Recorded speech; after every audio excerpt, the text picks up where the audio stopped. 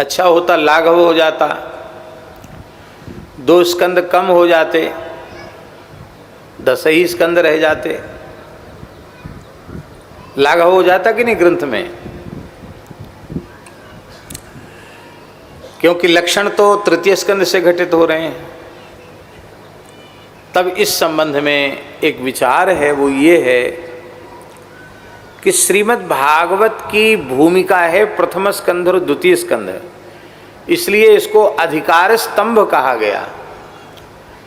इसके श्रवण से भागवत श्रवण के अधिकार की प्राप्ति होती है।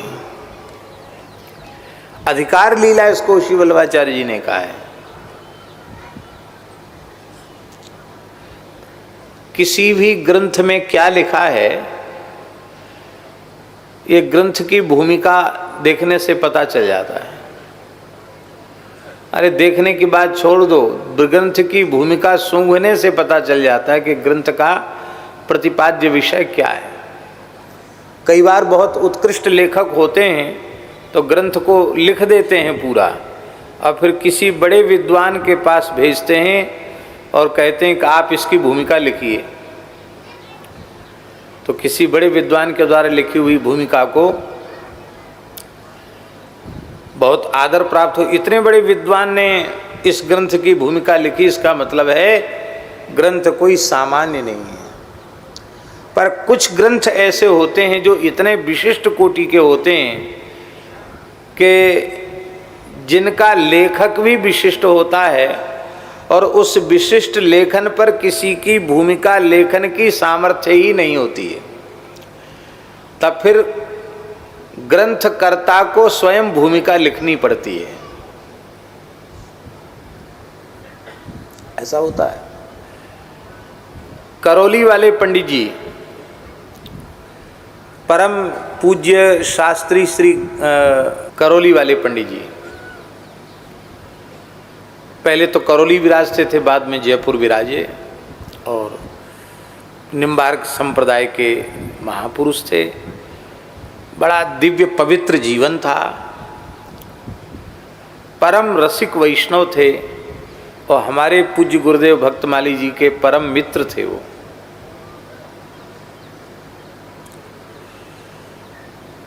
निम्बार्क कुंज के जो बड़े अधिकारी जी थे,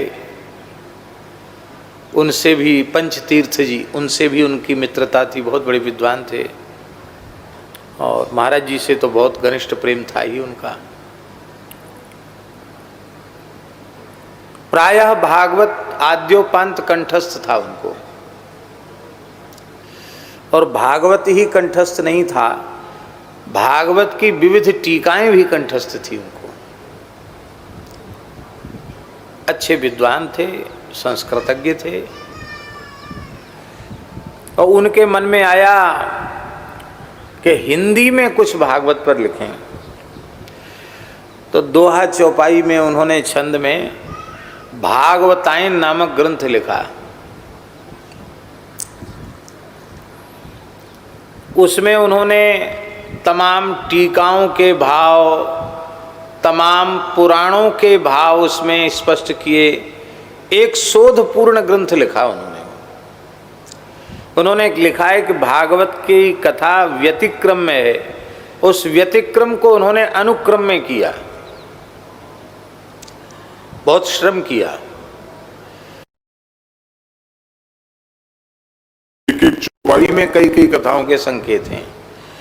तो अपना मूल ग्रंथ जब उन्होंने करपात्री जी को दिखाया तो श्री करपात्री जी हंसने लगे, बोले पंडित जी भले ही हिंदी का ग्रंथ है, पर खुद टीका लिख जाओगे तब तो उपयोगी होगा, और खुद टीका नहीं लिखोगे तो आपने किस किस शब्द में कितने कितने पुराणों के संकेत किए हैं, इसको तो आप ही जानेंगे, दूसरा जानेगा नहीं, तो आपका श्रम बहुत उपयोगी नहीं रह पाएगा। तब करपात्री जी की प्रेरणा से उन्होंने उस पर खुद टीका लिखनी आरंभ की। भागवतायन 3 खंडों में प्रकाशित है, अद्भुत पुस्तक है। तो कहने का आशय हमारा ये है कि व्यास जी के जैसा वैदुष्य और किसमें हो सकता है? साक्षात भगवान नारायण हैं।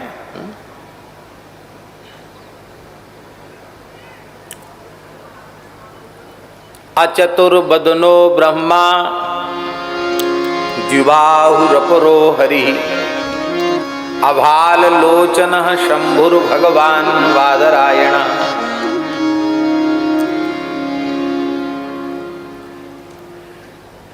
व्यास जी के चार मुख नहीं हैं पर वे ब्रह्मा जी हैं।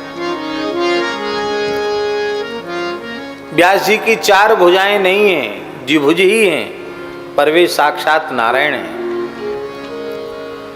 व्यास जी के ललाट पर तीसरा नेत्र नहीं है, पर भी वो साक्षात भगवान शिव हैं। ऐसे भगवान व्यास नारायण के चरणों में हम प्रणाम करते हैं। ये जो गुरु ब्रह्मा गुरु विष्णु गुरुदेवो महेश्वरः गुरु साक्षात परब्रह्म तस्मै श्री गुरुवे नमः, ये व्यास जी के लिए ही लिखा गया श्लोक है पुराण का।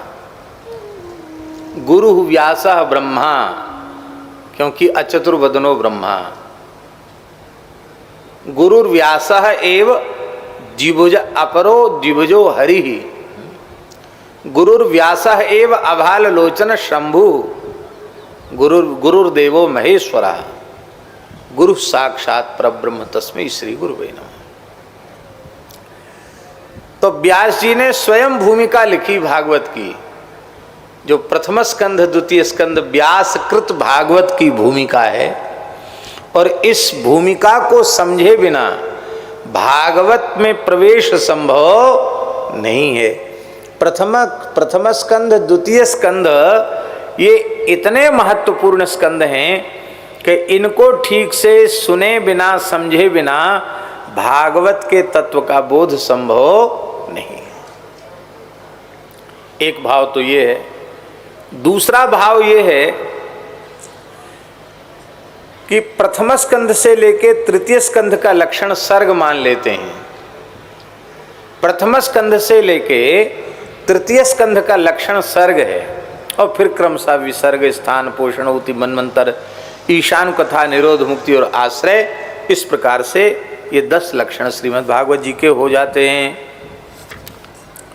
बोलो भक्तवत्सल भगवान की जय। जो